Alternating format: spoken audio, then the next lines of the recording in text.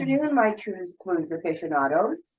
I do have Kim Finelli with me today, a great friend of mine, and we did have touch base with her in a prior interview. I wanted to get back with her sooner than I have, but it was taking a little bit, but here we are. I think everything happens for a reason. And Kim, how are you doing today? I am thrilled to be able to spend this time with you, actually. I'm excited. Absolutely.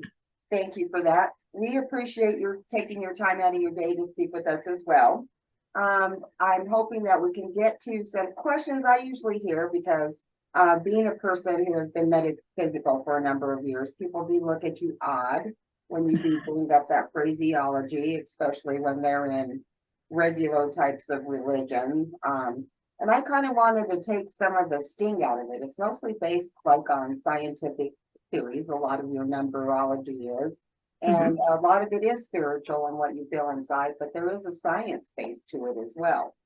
So, tell me about how you got into metaphysics. Well, I think the real intro for metaphysics to me was way back with my own personal belief system of just knowing something when Mhm. I knew something was going to happen before it happened. In fact, I thought when caller ID happened, and when it came that we were being told who was on the phone, it was like, that's no surprise. I've known that for years. Right. I always kind of knew things. And I did more of my intro and training in college, and then went on to do even more training later in life when I realized that I was not getting the range of knowledge that I wanted. So Mhm. I did some classes and learned from other people and read books and gathered wisdom and just got more and more into it further I got. Right. And how did your friends and family take this decision to become involved in this kind of atmosphere, people? Did they feel it was like airy fairy? What kind of feedback did you get going through your processing? Well, luckily I have a very supportive husband, so that was good. I I think that some of my family, they knew that they had this knowing, which is what I called it at the time. I didn't have any other way of talking about it, and I think they were glad that I was so much enjoying what I was doing. They were more appreciative of what I really was doing because I loved it, and they knew it made me very excited.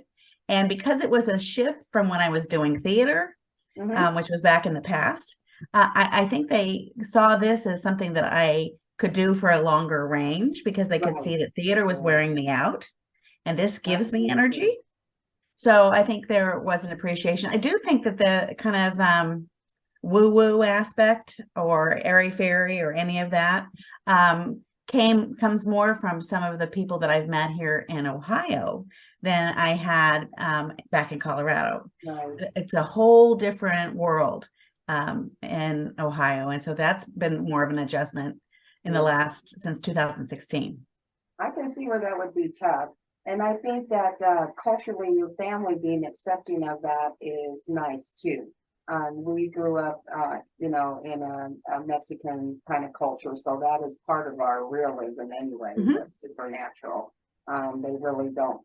But it's the fact that I don't function as a Catholic anymore or under a working religion that may be more of a concern to them. But I think there's many ways, many pathways, so I don't let that get in my way. And up next, I do have a list of questions here for you. Okay. Um, what common myth about your job or field of expertise would you say is there? And what would be So the the most biggest one is a important silly one. lesson you've learned through your career? Well, one of the things about the biggest myths that I think that a lot of people have is they think that because I'm a numerologist and I have a real love of numbers, they think I should know the lottery for them. They say and I said if I if I knew how to pick the numbers based on the lottery, it would be a whole different thing. But that's one myth. The other myth is that I should know everything for myself. And most of the things that I get are about other people and Right. about other people's families. So it's sometimes I get things for myself. Absolutely, I do, but I don't get them all the time. And when I don't know that something happened, someone will say to me, well, you should have known that was going to happen. And I'll say, well, didn't get that one, or I didn't interpret that right, or whatever. Yeah. And I do think it is a gift. And I do think that our higher power, God, whatever you want to call it, does have a sense of humor.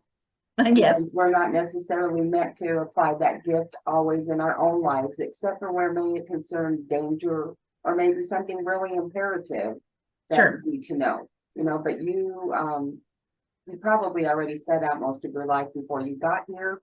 And this is your gift to help other people to move forward, which I believe that we're here as human beings to try to do. And then your job has taught you that you think everyone should learn at some point in their life to be metaphysical, or maybe to listen to their intuitive thoughts. I do believe that people function on an intuitive basis every day, but maybe don't acknowledge it, or is not as aware that it's their functioning in their life. And, one of the things that I think that it's more having that appreciation for when that works, when those synchronicities work, when the moments of pre-knowing or knowing ahead of time what was going to happen. And I love especially having the opportunity to work with younger people who can use these tools. I had one student in one of our classes who was 16 at the time.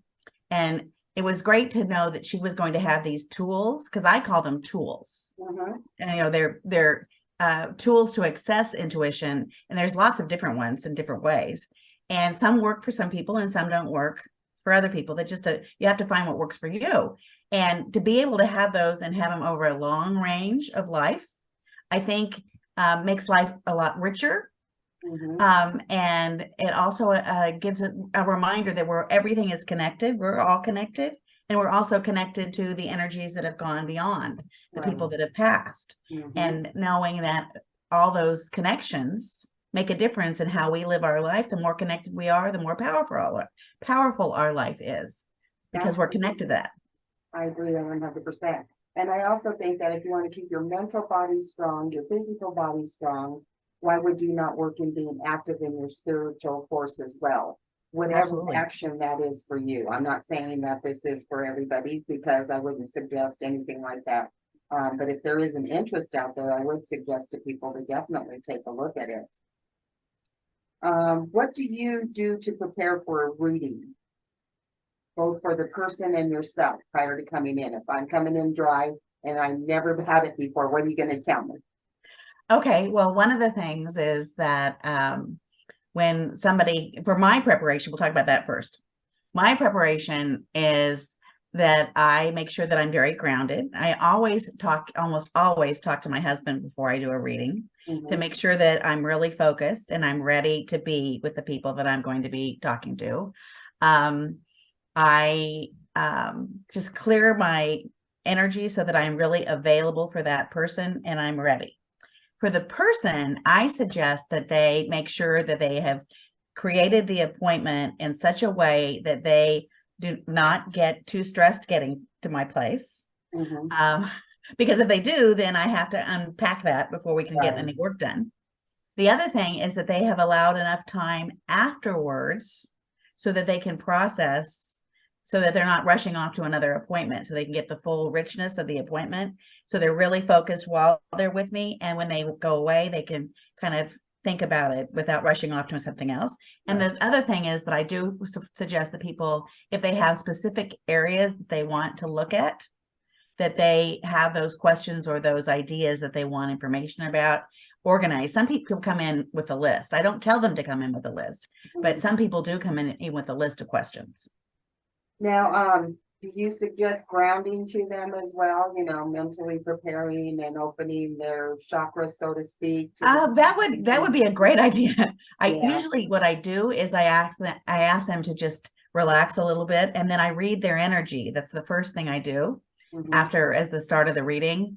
And they need to get relaxed a little bit to do that, because it's unusual for a lot of people to have their Yeah. energy read. They And expect me it's to scary. jump I right think a in. lot of people think they're gonna hear something really bad or scary, that's gonna impact their lives in a negative manner.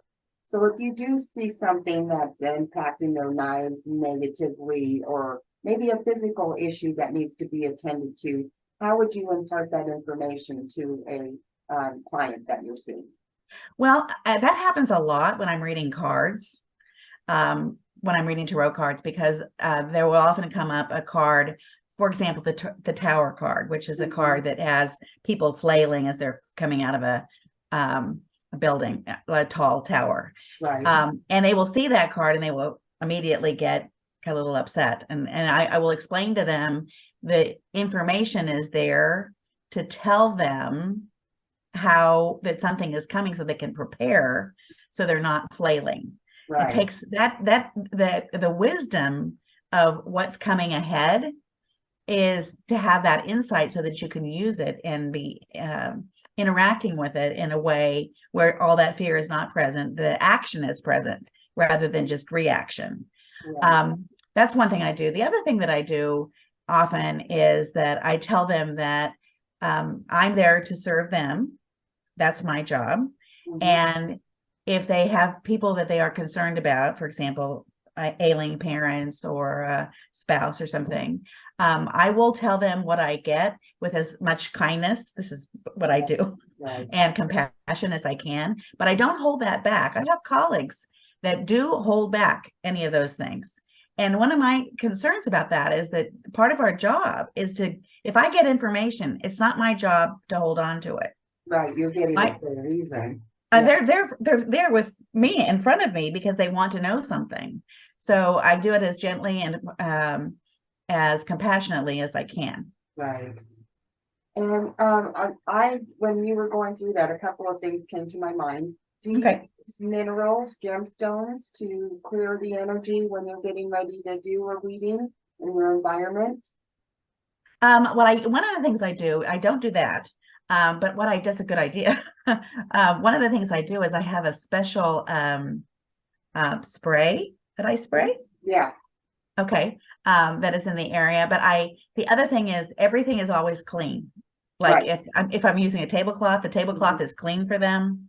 I usually take a shower not very long before I'm going to do the reading so that I have cleansed off anything that might be on me. Any of those kinds of things. But I have not been a stone person very much.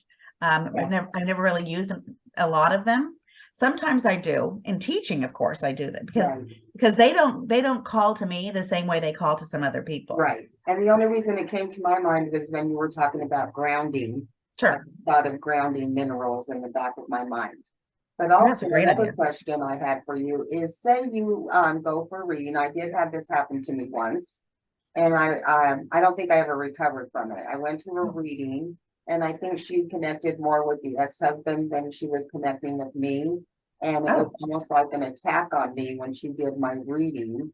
I was on medication at the time because of a physical issue.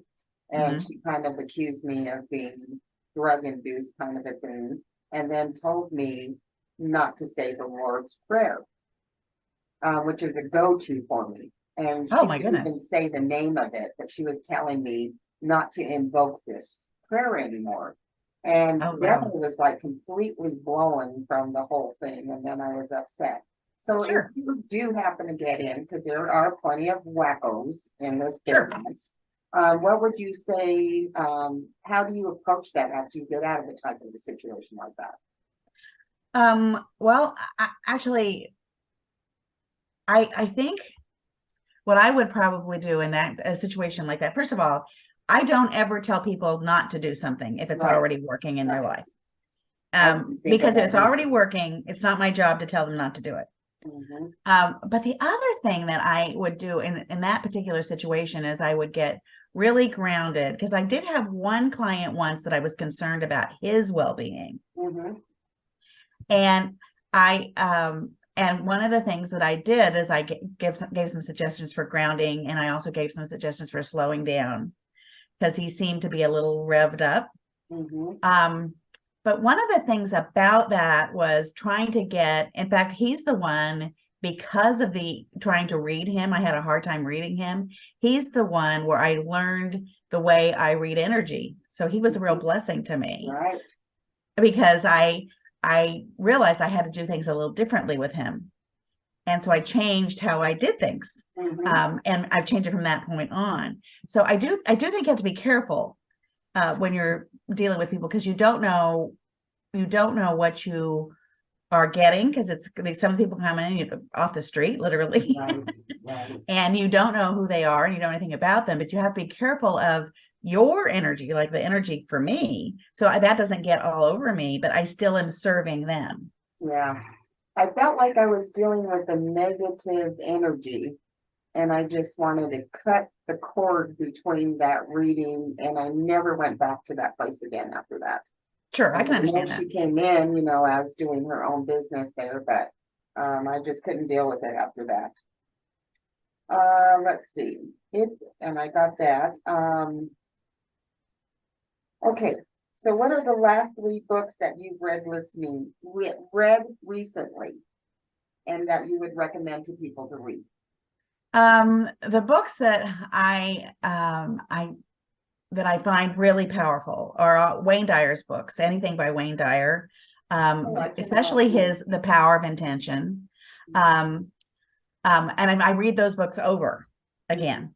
The other book that I read recently, which is one of my first books that I read way back when I was starting this journey of doing more reading about metaphysics, was Sonia Choquette's Trust Your Vibes. And that's a lot about how to use your intuition. I love all of her books, but I recently started rereading that again because I had a client that I recommended it to, and I thought I should go read it again so I'm a little more familiar to support her, because I'm in an ongoing, not necessarily training, but I'm kind of coaching her through her spiritual growth. Right. So I went back and read that one. And the other one that I read all the time, it's kind of it's in a loop, is the 4 Agreements by Don Miguel Ruiz. The 4 Agreements is such a powerful way of living, and it's one of those that I could keep it going all the time. Right. I love that book. I would like to go back and reread. I haven't read it for a while. That's a good choice for sure. So what do you have to say about this year moving forward? Well, I think that it's one of the things that's so fascinating. We're dealing with so much, there's so much energy moving that is, I feel like we're releasing it. We're shedding a lot of really rough stuff, but it's not comfortable. And because it's not comfortable, it means we have to be more and more aware that this is for the higher good, that everything that's happening is going to work through us and through all of us together to get to a better place. And I think the thing that's most fascinating is there's so much of it that is happening in so many different levels. It's happening politically, it's happening socially, it's happening literally on the streets, it's happening with our structures, our police and how we interact with each other. And I think the thing that I feel like, though, a lot of that is going to settle down for some reason. I'm not sure why I'm getting that, but that it's going to settle down more as we get to winter. And on the other side of the election, I always want to preface that, because it always occurs that there's so much that gears up around the election. And then, and any elections, I don't care what we're electing for. And then it'll settle back down in November or December. Nice. Well, I definitely feel like we're coming out of the dark. I know people still feel really negatively about what's going on, but I do feel a very positive movement, as in humankind kind of gathering together for the right type of reasons. You see an acknowledgement worldwide of what is I don't want to call it politically correct, but people wanting to do the right thing, paying for groceries for the person behind you, or buying a Starbucks, and then paying for the person behind you. That type of movement going on. yeah, there's still a lot of negativity, but I do see like the kind of unionization of a certain type of human beings going on as well.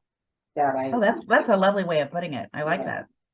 So I still have hope for humankind. Oh, I'm not without hope. No, I I'm just, just joking. I think that, I I think always that have there's, hope. I think there's a lot of hope. But I think that you have to, you can't force a rose to grow, for example. Yeah, or to bloom. To bloom, right. Yeah. And so we have to realize that there's all kinds of things that happen in that process. And even a rose has thorns, and even working with a rose and pruning them, it can be a little uncomfortable. So we have to be with the discomfort, I think. Exactly. So now I've got a question for you. This is completely off the track of what we've been talking about. Okay. How do you think this year is going to go as far as people coming correct? Because there's a lot of stuff going on as far as the music industry. Uh-huh. Questionable things happening there. There's a case I've been following about a young lady who went to Mexico, and 6 of her friends assaulted her and then left her, in the room there, and they're still trying to get that resolved. So with things like that, what do you see happening this year? Okay, well, I guess what comes up, I guess, for me is that it's all about righting the ship. I don't know why I'm mixing so many metaphors, but there's a little bit of imbalance in the world. Right.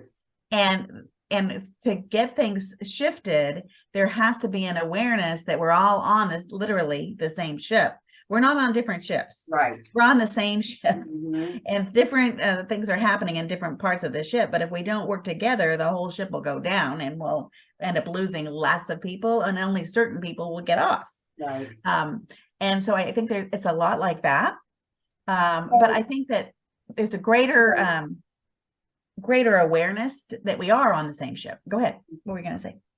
So does that mean how do you feel about the top 1%? Are they going to stop expecting to make money and holding the rest of us down so that they're the only ones moving forward when you talk about being on this ship?